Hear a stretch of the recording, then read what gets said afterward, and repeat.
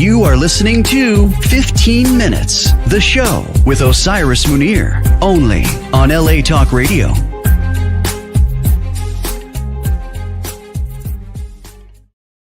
Don't you love the the moniker that comes on the marquee and the guys talking and everything? It's so cool. It makes it sound all big. Hey everybody, how is everyone out there? My beautiful kindreds all over the world tuning in from every location on the planet. So today we have a special guest.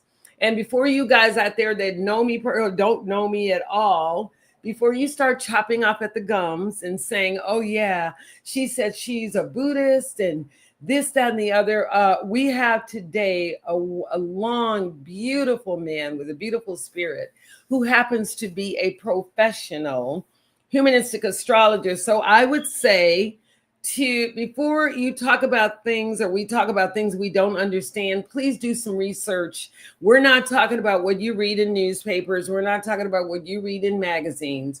We are talking about the professional field and science. I like to call it a science of studying the human personality.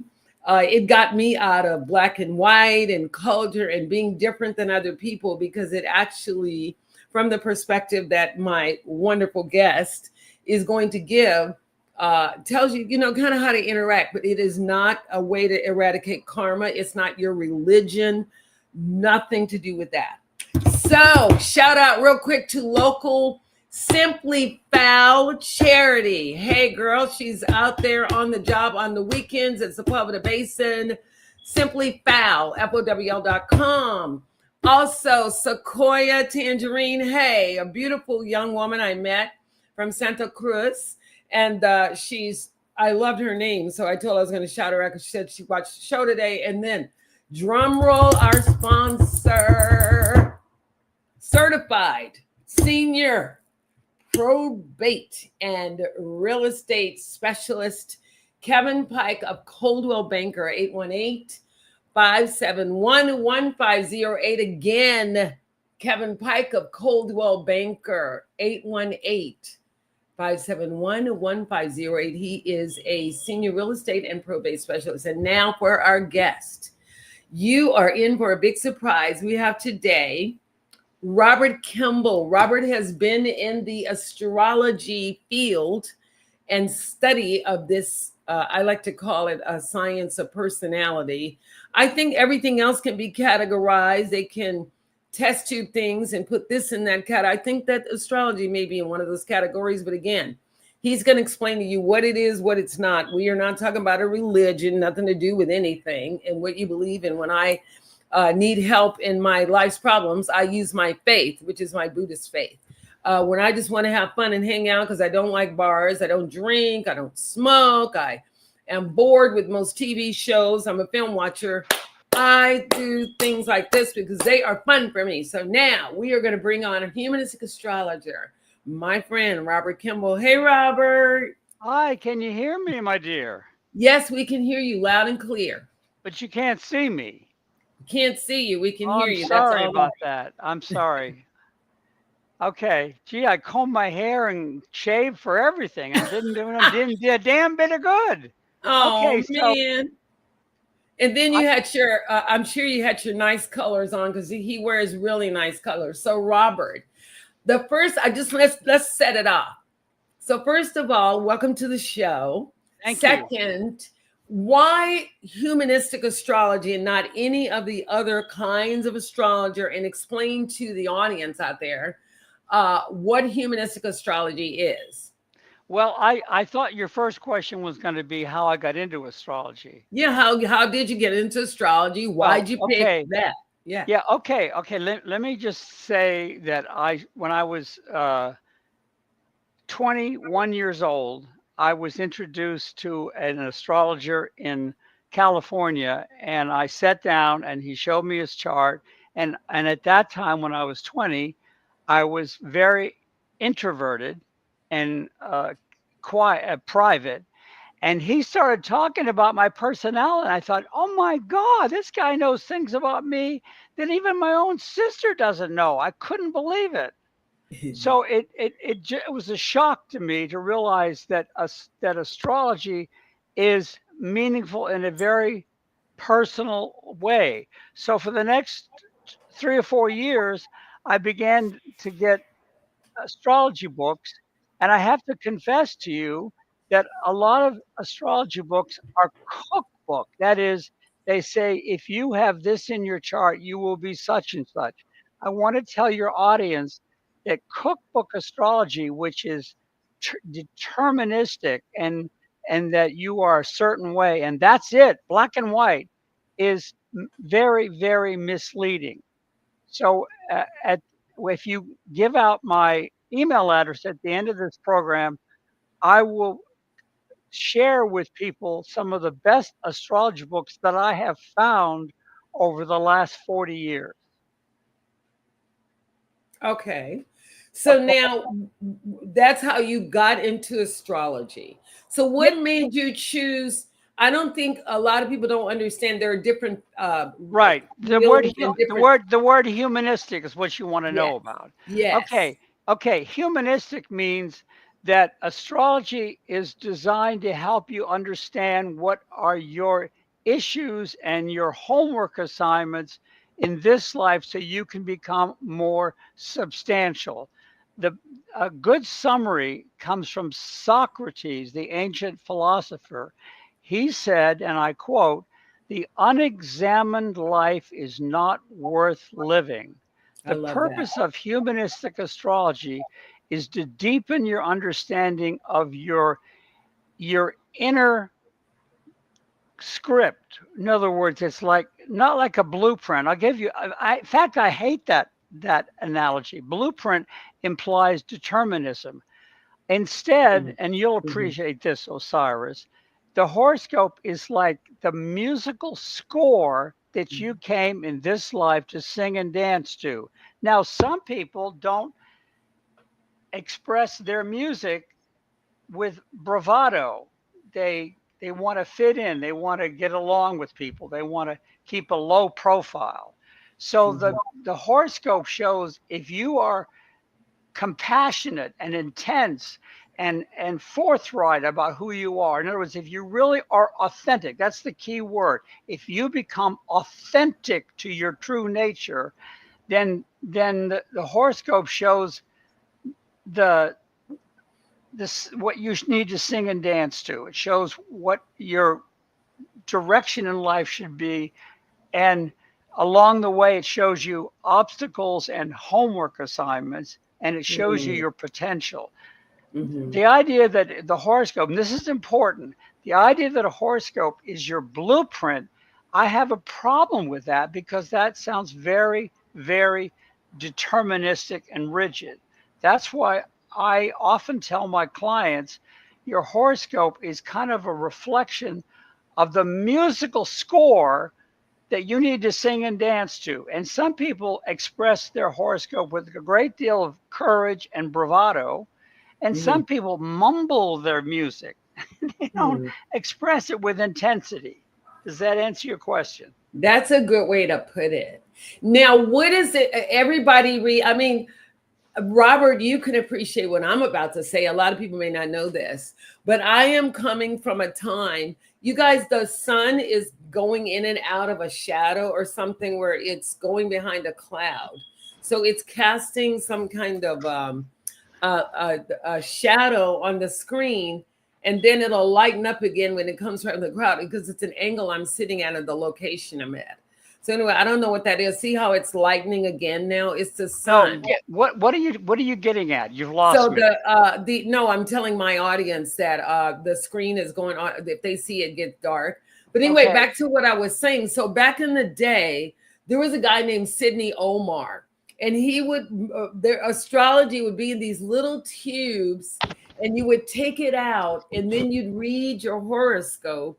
And then at the end, I believe it was turned upside down. And if you put it up to the mirror, you could read what it said. That was the big thing for whatever sun sign. Okay, I don't want to comment. For Robert, I want to ask, when we do natal, what is the difference between the astrology that I just described and natal astrology? What is that difference between them? Well, I'm not that familiar with the ins and outs of Sidney Omar. I don't want to judge him. Okay, he was around a long time ago. Yeah. So if you want a model, my dear, Carl Jung, the famous psychotherapist, is the best model. That he once said, this is a quote from a letter that he wrote. He said, I often set up a horoscope because it elucidates, it shows details about the personality that I can get no other way. Hmm. Okay. So I'm not, Sidney Omar was a long time ago. And I have to be honest with you that the whole idea of predictive astrology doesn't turn me on. Mhm. I know that astrology is more like poetry than a cookbook. In other words, some people think, oh, if I look at I have my sun in Aries and my moon is in Cancer and blah blah blah, and they think that they can read a particular description and it's supposed to fit them. No, it's more like poetry. It's like it's designed. When you read serious astrology books, they're designed to stimulate your thinking and your inspiration, not to be black and white about who you are. Mhm. That's too that's too simplistic. You know that. I've worked with you for over 2 years with astrology. You know that. So, in regards to what you just said, when we talk about the subject of astrology, based on what you just said, I was using the what you just said, bubblegum astrology, or things that are out in the public, like people that just put out things for fun and entertainment. But what the point I was making is that Robert is actually a professional astrologer. So we're not talking about what we read in magazines or you find something fun. We're talking about someone that actually can sit down and erect a chart, and really talk to and consult someone. So astrology does not, Robert, would you say that astrology dictates someone's fate or karma based on what you have? That's a very good question. And I feel when you say fate, again, that is very deterministic. So I do feel, and I've seen this, that if you live long enough, that the horoscope shows the psychological and spiritual themes, and I emphasize the word themes, that I you like will that. have to pay attention to. Again, Hmm. it's like it's your musical score, and how much you resonate to that music, to those themes, is up to you. Some people don't have a desire to make a difference in life. They want to sit, they want to conform, they want to fit in. Astrology is trying to kick you upstairs and say, come on, man, be authentic, be who you really are. That is the essence of humanistic astrology, to Mhm. encourage people to be honest and authentic about who they really are. I love that description, Robert. Well, thank That's you. a great way to look at it. Thank And you. because it isn't deterministic, and whenever we bring up the subject of astrology, I mean, there are people that are fighting, like, is it a science? What is it? I look at things like this, and which is leading me into my next question. Good. We have tried for thousands or hundreds of years to get rid of the gay community, get rid of Black people, get rid of people that practice this, get rid of Nikola Tesla. All of those people back in the day that we as a planet, as a society, tried to get rid of were people that didn't fit the norm. They didn't fit the norm. Nikolai Okay. Tesla didn't fit the norm. And people like that are those people that saw into the future. Okay. Because how do we as a humanity accept astrology as perhaps there is something about it that Okay. can have a Okay. place? Let me respond. Okay. Okay, astrology is ruled by Aquarius. Ah, Aquarius is a sign that says we're all part of the human condition.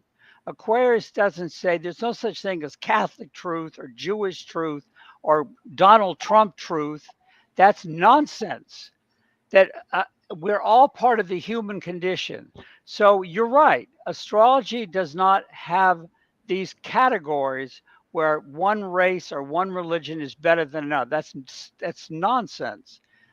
Astrology is ruled by Aquarius, which is relating to to humanity, and the fact that if you're a human being and you know your birth time, I can tell you a lot about your homework assignments and your potentials in this life. You know that. I've Yes. talked to you about many celebrities, right? Yes. Over the last 3 years. Yeah. But I was Okay. listening. Okay. Is that's all you have to say about that? At this point, yes. I have, you have some questions you want to ask me. What's your next question? The next question was, I think it was a question you posed. With all of the things that are currently present on this planet, meaning the issues that humanity has to deal with as a whole, we all have taxes, we all have to eat, we all those things. Would the subject of astrology in a humanistic way be able to perhaps explain why some of these things might be happening, or how each of us as an individual can help to bring about world peace, in our own way? How do you respond to that? I'm not sure that I can attack your, I'm not sure I can respond to your question exactly the way you're wording it. Okay. I wish I could, but I have to revise it a little bit. Okay. Mhm. And that is that we are all connected, and the events in our life are symbolic of something larger. And I'll give you a really, really good example. And I hope all the people listening will pay heed to this. Let's say you have a small town with two dentists, and they're Mhm. both very successful. And one dentist has a great practice and he's well liked, and the other dentist is successful as well. But here's the dark side. He is in that profession because he was pressured by his father to follow in his Mm. father's footsteps. And he really doesn't like what he's doing. He would rather be an artist. And because he loves his father and he's loyal to his father, he became a dentist. But it's not really his authentic nature. So Mhm. the purpose of humanistic astrology is to get in touch with what you really want to do in life and what really fits you, to be more honest about your essential nature.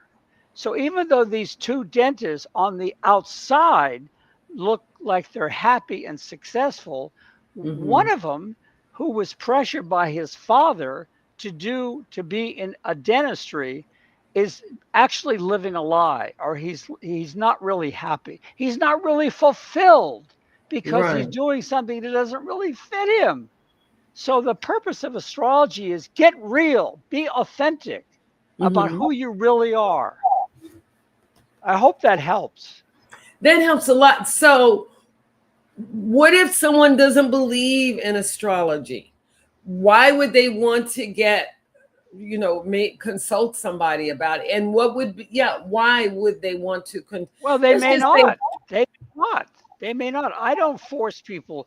If someone comes to me, it's because they have read something or heard something that makes them think, hey, maybe there's something to astrology. I'm going to call up this Robert Kimball guy, and I'm mhm, going to find out if he can convince me that there's something about astrology that will help me understand what is the next phase of my life. For sure, and this is important to point out to your listeners, astrology can show you the midterms and final examinations that are coming up in your life in the next 6 to 12 months, the next 1 or 2 years. So the mhm, purpose of astrology is to get you to be more prepared for the psychological and spiritual weather patterns that are coming up in your life. In what, I mean, how? Just say I don't know anything. Let's just say I was talking to Osiris, and Osiris was saying, "Oh yeah, I'm a Cancer." Whatever we're talking about. Okay, let me stop you. Okay, you're not a Cancer. Okay, I know what you're trying to say. This is an example. No, so I know. what I want would to you stop say? you. I want to stop you because what you're saying is important. Mm-hmm. You're not your sun sign. I want to make it very clear to your listeners that all 12 signs are in our psyche. Everybody has an Aries principle, which is the need to be spontaneous, to be a pioneer, to win, to be first. Everybody has a Taurus principle, which is the need to feel comfortable and safe and secure and sensually gratified. And then the next archetypal principle, again, the 12 signs are all embedded in our psyche. We are not just our sun sign. That's stupid. There are thousands of variables in a horoscope. So I mentioned the Aries principle. I mentioned the Taurus principle. What's next?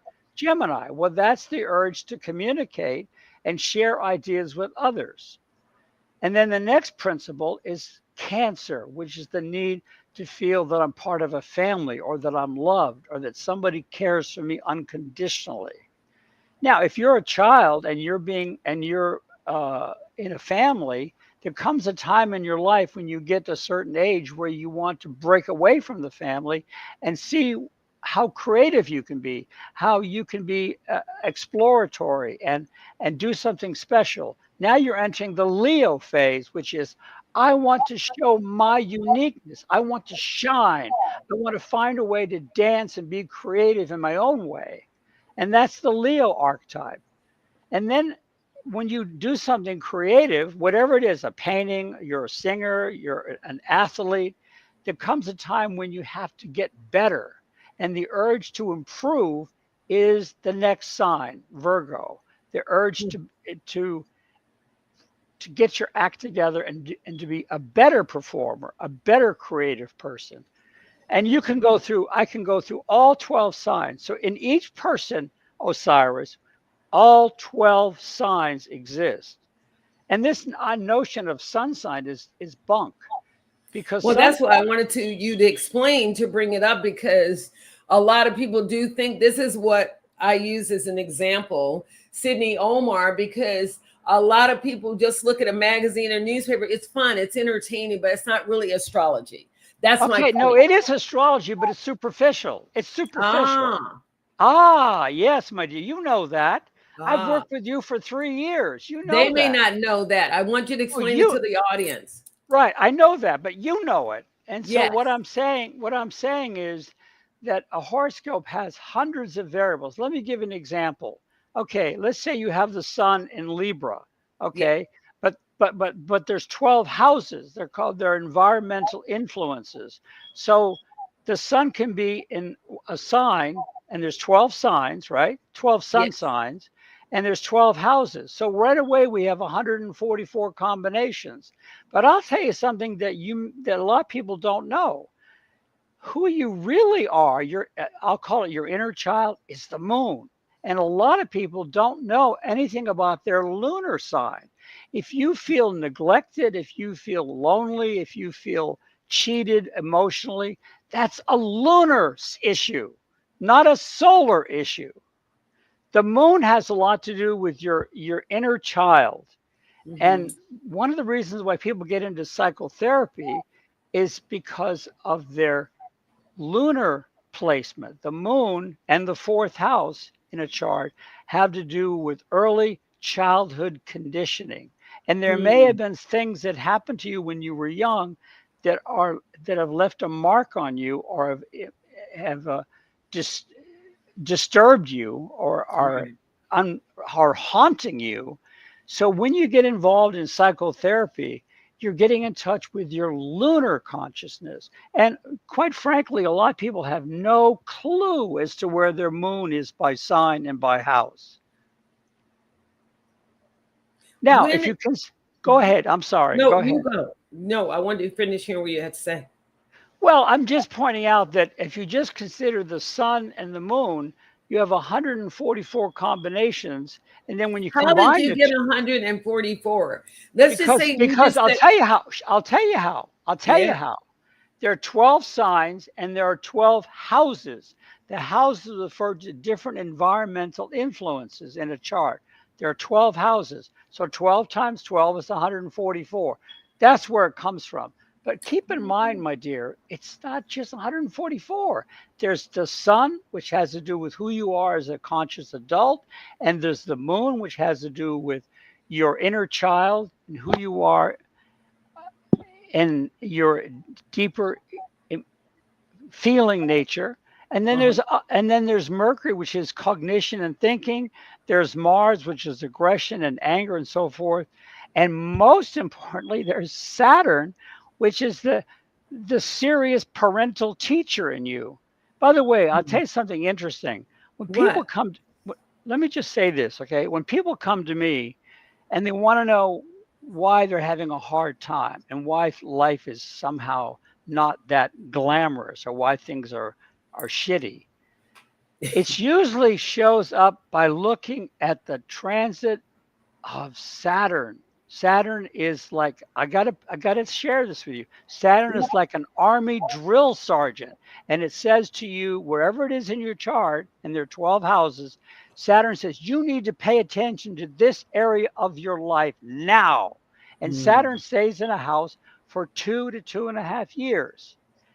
And that's the thing that I have found to be one of the most reliable things. If someone comes to me, the first thing I look at, if they have an accurate horoscope, which means they know their birth time, is Hmm. where the hell is Saturn in their chart now? And that's what, and you can tell them by knowing. Robert, if they don't have an accurate birth time, can they not get an accurate natal chart? How does that work? How does, well, For uh, my audience out there, the people that don't know, like, oh wow, I don't know mine. What do I well, do? if you're born after 1950, if you're born after and you're born in a hospital, there's probably a record of your birth time. Hmm. Now, if you were born at home and you don't know your birth time, then there's something called rectification. So you look at significant turning points and events in your life, and sometimes you can, by backward engineering, you can approximate when the person's birth time was. But I have to be honest with you, I prefer to work with someone that has a reliable birth time. And if you're born after 1950 and you're born in a hospital, there's Hmm. probably a record of your birth time.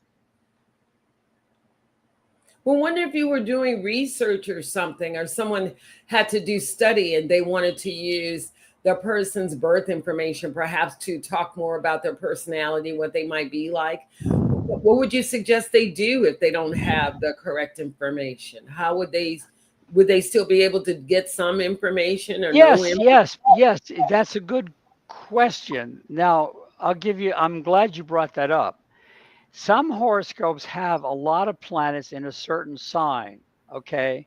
And I have a list of famous people that were born with 3 or 4 planets, including the sun, in one sign.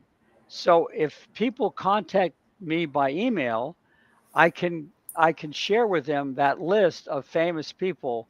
Like for example, there are famous people that have 4 or 5 planets in Aries, and it's amazing how it's reflective of the Aries principle. So if you have a lot of planets in a certain sign, like let's say, I'll give you an example. Let's say you're born with the sun in Leo.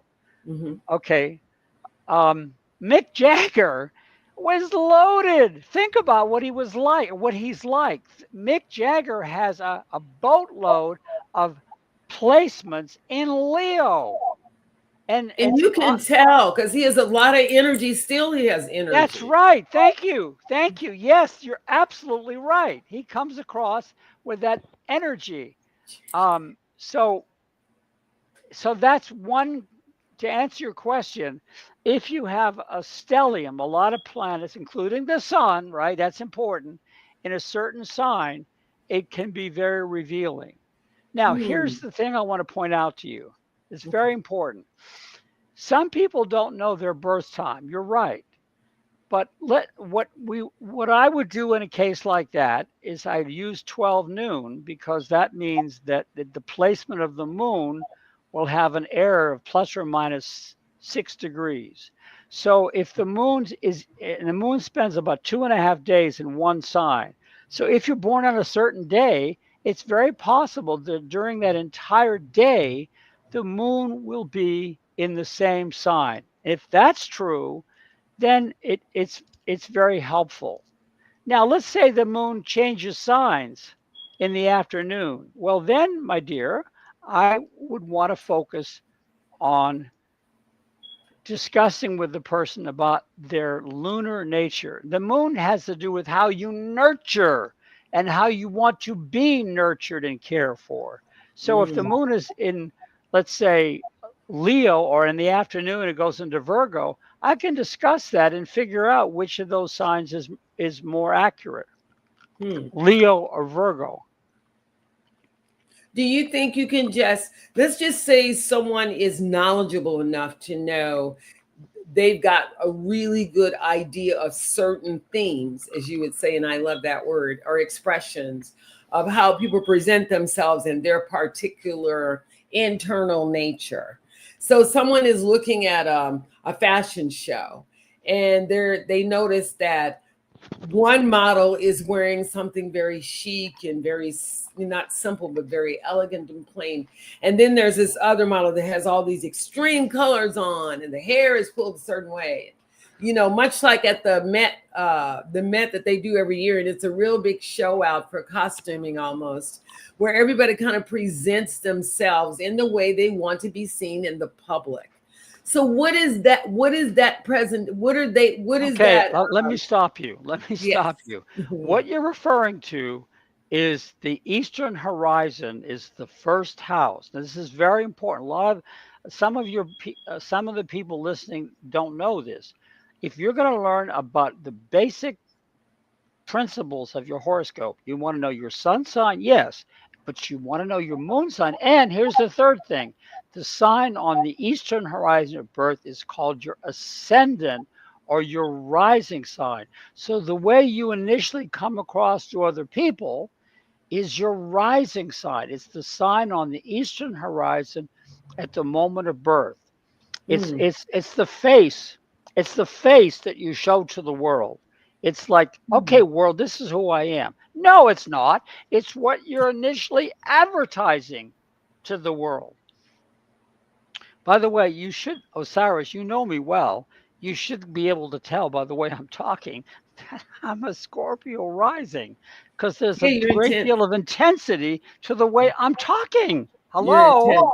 Yeah, you're intense. Yeah, but again, most people out there don't know anything. They just don't know. So one reason I wanted to be, again, before you came on, I was telling everybody out there, we all have a way of talking about things that we don't know. Like I'm not going to put down somebody and what they're talking about if I don't know anything about it. It may not resonate with me and who I am and what my interest might be, but I can't, at the same time, I can't just put it down and say, it doesn't exist if somebody think it does, unless it's something outside of psychological, somebody has some psychological issue and they're making things up. But in realistic terms, how would you say that astrology can be used to push someone forward? Let's just say they want a career. How could they find something like about their career? Well, assuming that they have an accurate birth time, then I'll tell you this. I'll give you a real simple lesson. Okay, the 10th house in astrology, the 10th house, which is the top sector of the horoscope, the top of the chart, refers to your social or public reputation, or your calling in life. So that would be one area I would look at. Also, and this is important, the sign and the house of Saturn has a lot to do with discipline and responsibility. So Saturn tells me a lot about your attitude about discipline and higher standards and ambition. I mean, and there's other factors to look at as well. By the way, some people are not solar. They're not. This idea that sun sign is the most important thing is not true. Some Right. people are very nurturing. They're an artist. They're very creative. They're very sensitive. Guess what? They may have primarily a lunar personality. Mm. Well, Robert, you talked about the houses, you talked about the 12 signs. What about the earth, wind, fire, air, water? What about the cardinal, fixed, mutable? Can you touch on those things, or is that something that you have to? Well, that's getting very technical. It's very. I appreciate you doing that. For the benefit of your listening audience, I will say that there are what are called elements: fire, earth, air, and water. That's what you're referring to, right? Yes, Not wind. Okay. So, air. so fire is like Mick Jagger. If you come across with verve and enthusiasm and like you're in a movie and you're dynamic and you're outspoken and you're energetic and you're uh, very much alive and enthusiastic, that's often associated with fire, fire signs. And if you have a lot in water, I'm gonna switch channels now. And let's say you have a lot in water. What is water? A lot of plants in Cancer, right? A lot of plants in Yes. Scorpio, and a lot of plants in Pisces. So that would imply a person who is focused. Their priority is what they feel and how it affects them. So they may be compassionate. They may be caring and sensitive towards people and animals. Now, here's the dark side. Here's the dark What? side. Just because you have a lot of plants in water doesn't mean you're concerned about other people. It may mean, like, especially if it's Cancer, you may be wrapped up in your own feeling nature. Remember, Cancer is a personal sign. So, Cancer is, and I have my moon in Cancer, so believe me, I know what that's about. And if somebody rejects you or criticizes you, oh my God, Cancer is wrapped up in, oh my God, she said something bad about me 5 years ago, and I'll never forget that. And okay, the next thing is Earth. Let me continue. Next thing is Earth. Earth. If you have a lot in Earth, and by the way, I'll tell you something interesting about Earth. This is like a way to prove astrology. If you want to What? prove astrology, I have Do found. tell. Let me tell you. Let me tell you. A lot of people that have a lot in Earth that are scientists. The idea of parapsychology and near-death experience, it's total bunk. Earth people feel that if you can't touch it, measure it, or weigh it, it doesn't exist.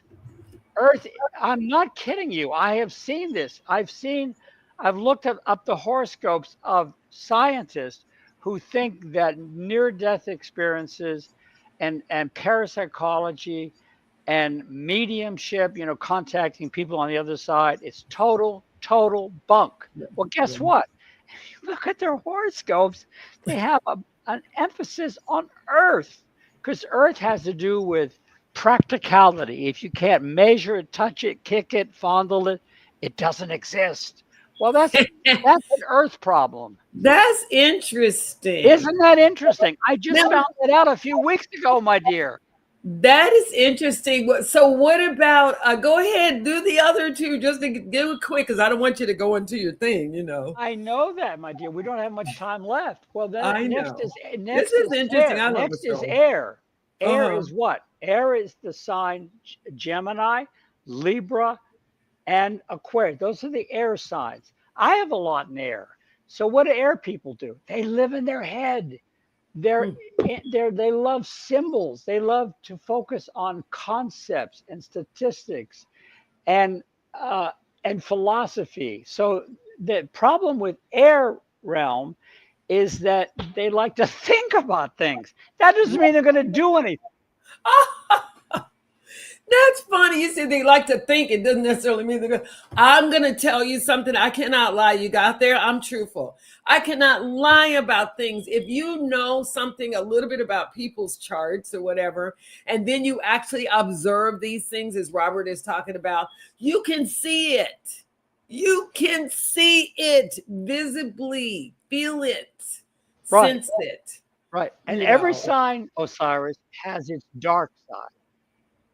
So if it's okay with you, we have enough time. I'm going to go through very quickly the Love it. shadow, dark side of the signs. Okay. Is that okay? I love it. Yes. Okay. So the dark side of Aries is Libra. So Aries is me, me, me. I want what I want, and why haven't you given it to me already? So Aries, if it's overly excessive, it means you don't consider other people, which is Libra, relationships. Now, that's the dark side of Aries, that they're not considering the other person.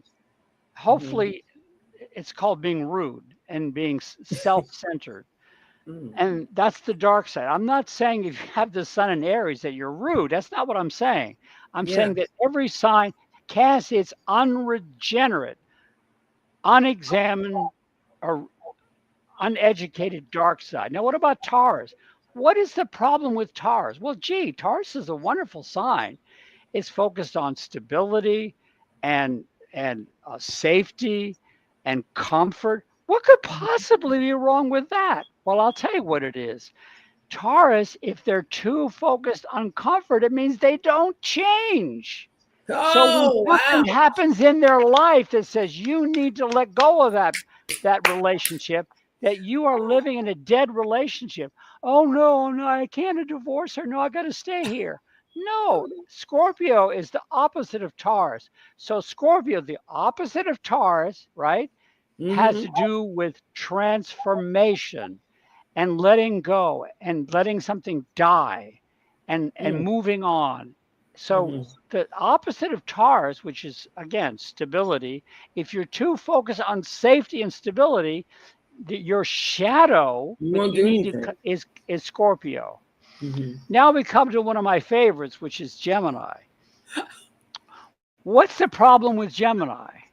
Woo. Well, Gemini is loves words. They love to talk and talk and talk and share.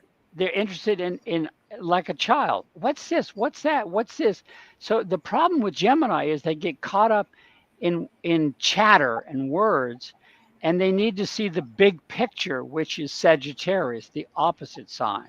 Mhm. I think that's enough for now. What I'm trying to point out is that all 12 signs have a dark side, and I've given you a few examples.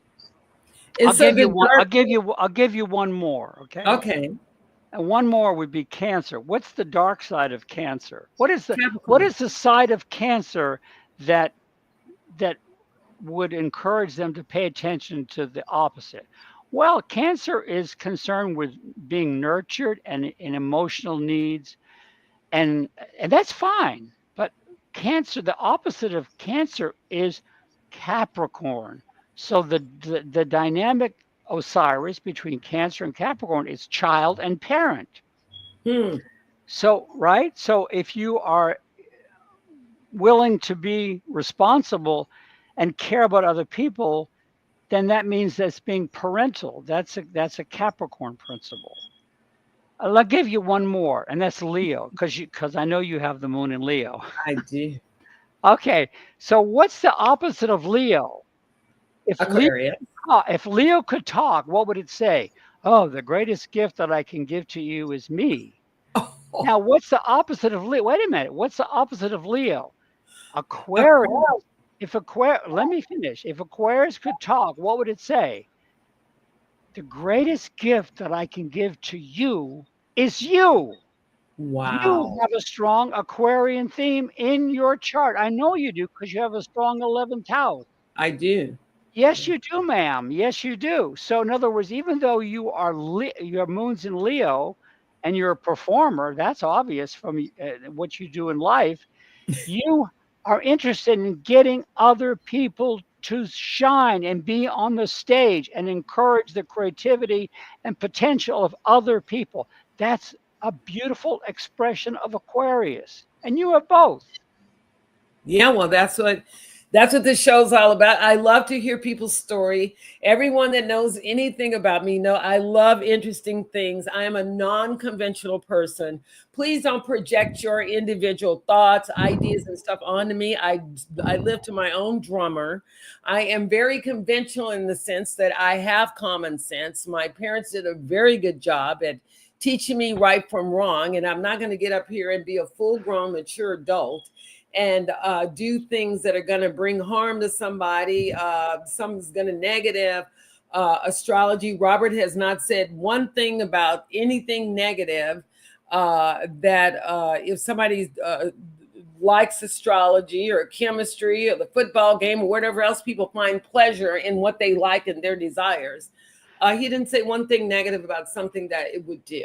So we are optimistic people here. Robert, before we go, I need to get my sponsor in one more time. Kevin Pike, Coldwell Banker, Senior Certified Specialist, Probate and Real Estate Specialist at Coldwell Banker, 818-571-1508. Again, my man, Kevin Pike, Coldwell Banker, Senior Certified Real Estate and Probate Specialist, 818-571-1508. Robert, where can we reach you for those out there that may be interested in this subject and want to know more about their personality, whatever? Okay, how can we reach you? Let me share that. Okay, for people that have a pen and paper handy, I'll give you Robert, speak up.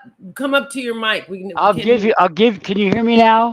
Yes. I'll give you my email address, and then people can contact me. I'm in Virginia, a beautiful town near Charlottesville, Virginia.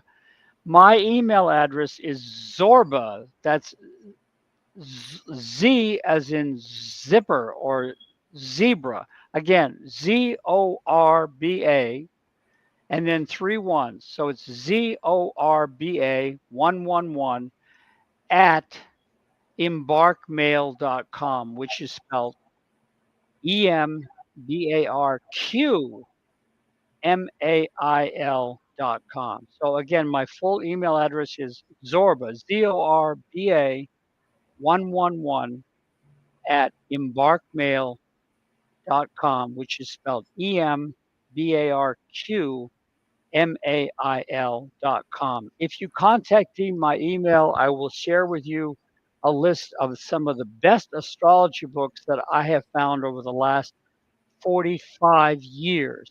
There's about 10 or 15 books that are outstanding. And I'll also share with you, if you want, the different types of sessions that I offer. I offer 3 different types of sessions. Mm-hmm. By the way, my dear Osiris, how much time do we have left? We don't have any time left. We've got to go. I've got to announce that you can reach me on Instagram. My IG is Osiris, OSIRIS _ Munir, MUNIR, which means in Arabic, radiant and shining, _ the painter, PAINTER. My website, expressinabstract.net, and blog, Ankh Entertainment. Those are all the word Ankh, the word entertainment, the word one.net. And as always, don't forget to smile. It works wonders. It's been real as always. Don't forget, we love having interesting people on here. I like going outside of the box. I hate when people do the same thing over and over and over again. Everybody talks about sex and drugs, all the problems of the world. I like to have a little bit of fun every once in a while, which is why I love to have people like Robert Kimball in my life. Going outside the box fits you because in your chart you have Uranus right on your midheaven. Yeah, Uranus is a very powerful position in your chart, which has to do with wanting to be exceptional and wanting to be different and wanting to break new ground and introduce the world to something refreshing and revolutionary or progressive. Another perspective. And every time someone does that, they get beat up. It just breaks my heart when I think about people like Nikola Tesla, who was so beat up and they didn't understand. And it bothers me that humanity takes so long to catch up. Oh, you're crazy because you don't understand something doesn't mean that it doesn't exist. Again, life is based on the law of causality. So if you don't believe in gravity, it's no fun. You'll only experience gravity if you go up something that jump off of a building, and you'll find out that gravity really does exist. On that, goodbye. It's been fun and real. Talk to you later. Don't forget, Robert Kimball is a friend, humanistic astrologer. If you're interested in that kind of thing, come back next week on Thursday. And thanks to LA Talk Radio, my main man, Sam Hassan. And we'll see you next week. Goodbye. Don't forget to smile. Bye-bye. You are listening to 15 Minutes, the show with Osiris Munir, only on LA Talk Radio.